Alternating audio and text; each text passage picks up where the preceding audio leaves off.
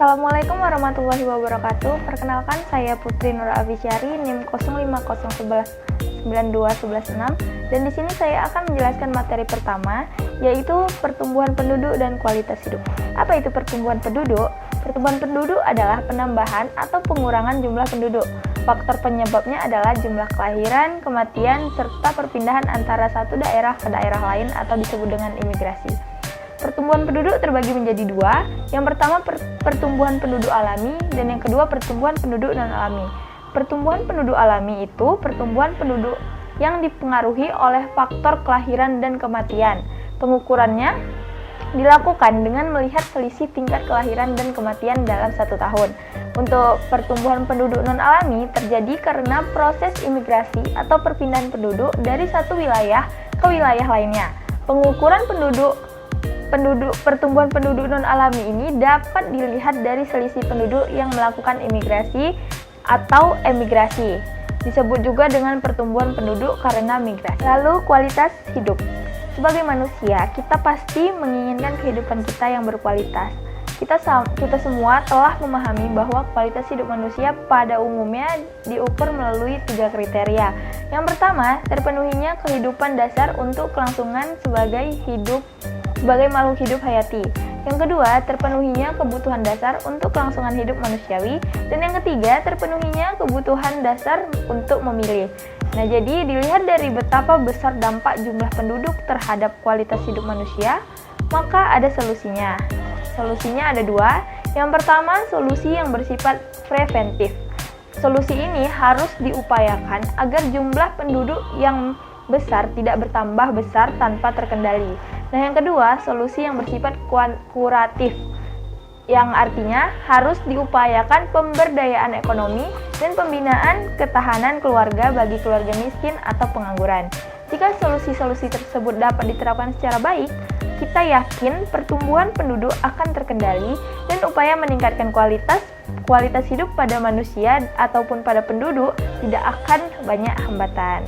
Itu saja penjelasan dari saya. Lalu untuk materi selanjutnya akan dijelaskan oleh teman saya di video berikutnya. Terima kasih. Bismillahirrahmanirrahim. Nama Nikmatul Maula Pulungan, NIM 0501193226. Di sini saya akan menjelaskan mengenai transisi demografi kontroversi teori Malthus. Malthus adalah orang pertama yang mengemukakan tentang penduduk. Dalam Easy on Population, Malthus beranggapan bahwa bahan makanan penting untuk kelangsungan hidup, nafsu manusia tidak dapat ditahan, dan pertumbuhan penduduk jauh lebih cepat dari bahan makanan.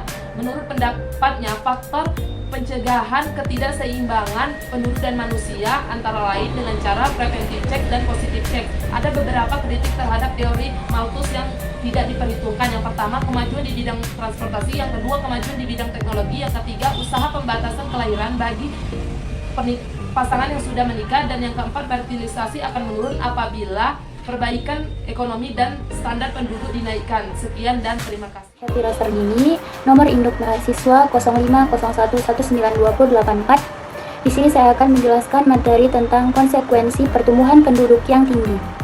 Nah, dalam pertumbuhan penduduk yang tinggi akan berdampak terhadap rendahnya pertumbuhan pendapatan per kapita penduduk daerah tersebut. Yang secara sederhana, perhitungan pendapatan per kapita itu diperoleh dari pertumbuhan ekonomi yang dikurangi dengan pertumbuhan penduduk. Pertumbuhan ekonomi yang tinggi jika dibarengi dengan pertumbuhan penduduk yang juga tinggi akan menghasilkan pertumbuhan pendapatan per kapita yang rendah. Tetapi sebaliknya, jika pertumbuhan ekonomi yang tinggi dibarengi dengan pertumbuhan penduduk yang rendah, akan berdampak pada tingginya angka pertumbuhan pendapatan per kapita. Dengan demikian, kualitas hidup tidak akan dapat ditingkatkan kecuali jika output total meningkat lebih cepat dari pertumbuhan jumlah penduduk. Nah, pertumbuhan penduduk yang cukup tinggi ini juga dapat menimbulkan berbagai masalah dan hambatan dalam pembangunan ekonomi. Dalam demografi, pertumbuhan penduduk ditentukan oleh 3 faktor. Yang pertama yaitu faktor kelahiran, yang kedua faktor kematian, dan yang ketiga yaitu faktor migrasi. Angka pertumbuhan penduduk yang tinggi dapat disebabkan oleh 2 hal.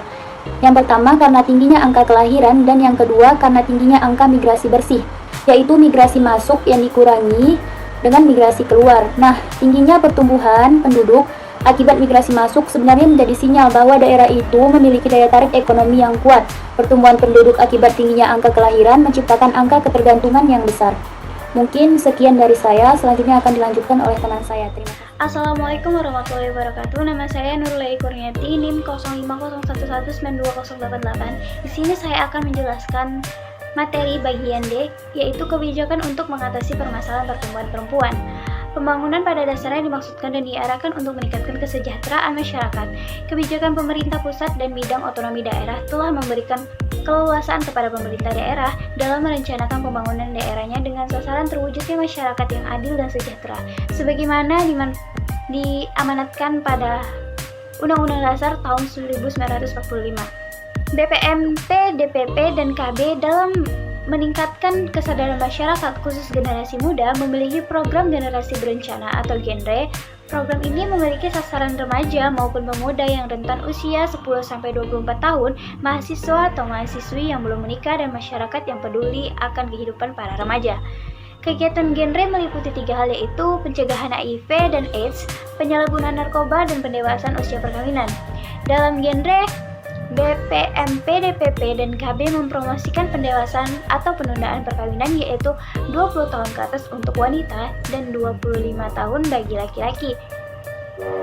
Selain pengendalian kelahiran pada wanita ataupun pria yang berada pada masa usia reproduktif yang telah menikah, pemerintah juga melakukan upaya pengendalian pertumbuhan penduduk melalui generasi muda. Itu saja yang dapat saya sampaikan. Apabila ada kekurangan dan kesalahan kata, saya mohon maaf. Terima kasih. Assalamualaikum warahmatullahi wabarakatuh. Nama Indi Widyasari, nomor induk mahasiswa 05011920557. Di sini saya akan membahas materi mengenai perempuan dan kebijakan pengendalian kelahiran. Kebijakan pengendalian kelahiran di Indonesia yang sebagai program keluarga berencana atau KB nasional. Program KB di Indonesia seperti juga negara berkembang lainnya lebih menekankan pada pencapaian tujuan demografis, yakni untuk mencapai target penurunan laju pertumbuhan penduduk. KB lebih sebagai pengendalian populasi yang memberi jalan bagi negara untuk mengatur fungsi produktif untuk warga negaranya, khususnya alat reproduksi perempuan. Masalah kesehatan reproduksi terkait fungsi reproduksi secara umum dilihat sebagai suatu proses yang alami atau kodratnya perempuan. Namun dengan semakin terbukanya akses perempuan kedua pendidikan dan kerja, fungsi reproduksi perempuan berkembang menjadi problem yang valid. Tuntutan dunia kerja dan keinginan mengembangkan kapabilitas membuat fungsi reproduksi kehamilan harus dikendalikan melalui program kontrasepsi. Di sisi lain, pesatnya laju pertumbuhan penduduk terutama di negara sedang berkembang menyebabkan negara juga perlu mengendalikan fungsi reproduksi perempuan melalui kebijakan keluarga berencana. Sesungguhnya pengendalian penduduk tidak hanya menyasar pada perempuan, namun karena perempuan mempunyai organ reproduksi rahim, maka perempuanlah yang dijadikan target penggunaan alat kontrasepsi sehingga cenderung mengabaikan hak dan kesehatan reproduksinya. Masalah tersebut menjadi semakin buruk dengan kuatnya nilai-nilai sosial yang bias gender yang membuat peluang bagi dominasi laki-laki di segala aspek kehidupan. Hubungan yang timbang ini tercermin dalam proses pengambilan keputusan menyangkut fungsi reproduksi perempuan. Hubungan sosial, kehamilan, aborsi, penjarakan anak, dan sebagainya. Akibatnya perempuan menjadi kehilangan hak atas tubuhnya sendiri. Untuk itu sudah saatnya dilakukan perubahan paradigma pelayanan kesehatan reproduksi yang berorientasi pada perempuan, yang lebih menghargai hak reproduksi perempuan. Demikian penjelasan dari saya. Assalamualaikum warahmatullahi wabarakatuh.